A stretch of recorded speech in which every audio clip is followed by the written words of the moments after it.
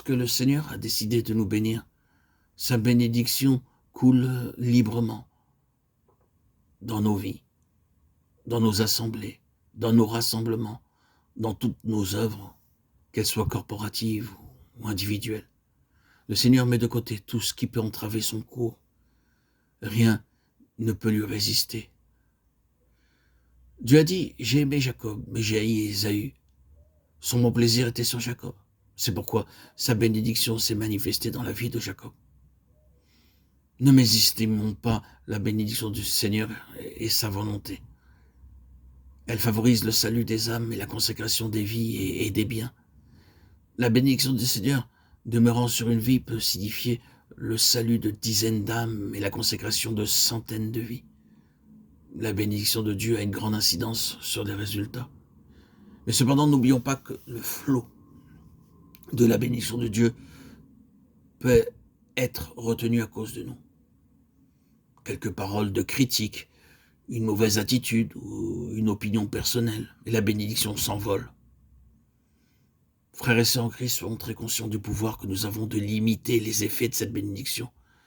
Si nous le faisons, nous commettons un affreux péché car nous mettons en péril des centaines ou bien même des milliers d'âmes.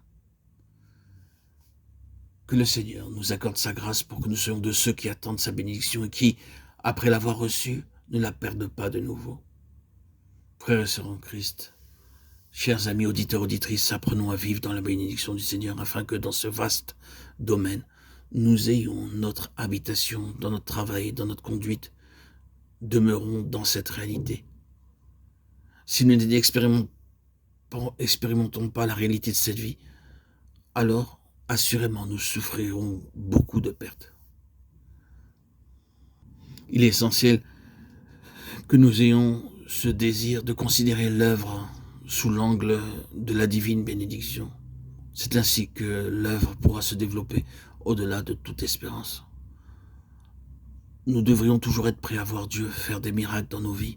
Ce devrait être naturel pour nous de nous attendre au surnaturel. Nous ne devons plus espérer avoir des résultats en fonction de nos capacités, de nos possibilités, de nos acquis. Nous devons cesser de limiter Dieu à cause de nos mesures limitées. Je le redis à nouveau, nous devons nous trouver dans le courant de sa bénédiction. Sans cela, il y a bien peu d'espoir pour l'avenir. Il n'y a aucune perspective si nous maintenons l'œuvre par nos propres efforts. Si nous devons attendre d'avoir suffisamment de ressources pour acheter du pain pour les multitudes affamées, il s'écoulera bien des années avant de pouvoir satisfaire les besoins de tout à chacun. Nous devons nous attendre à ce que Dieu œuvre bien au-delà de tout ce que nous pouvons espérer. Frères et sœurs en Christ, que Dieu nous donne la vision de la bénédiction. Être une personne dans laquelle la bénédiction de Dieu puisse demeurer a bien plus de valeur que d'être pourvu de dons et de puissance. Mais comme nous l'avons déjà déclaré, tout le monde ne vit pas dans le courant de sa bénédiction.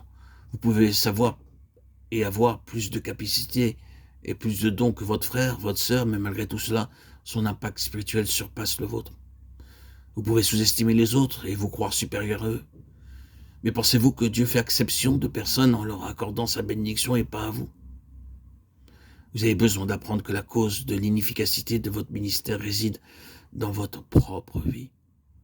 Vous n'avez pas accordé à Dieu le terrain sur lequel sa bénédiction pouvait demeurer. Ces considérations doivent nous permettre de faire cesser nos jalousies et notre irritabilité et nous conduire à nous juger sans ménagement. Vous pouvez démontrer que vous avez raison. Qu'est-ce que cela devant le fait que des âmes ne sont pas sauvées? Et si vous êtes reconnu meilleur que les autres, qu'est-ce que cela si l'Église n'est pas édifiée? Toute votre justice ne sert de rien.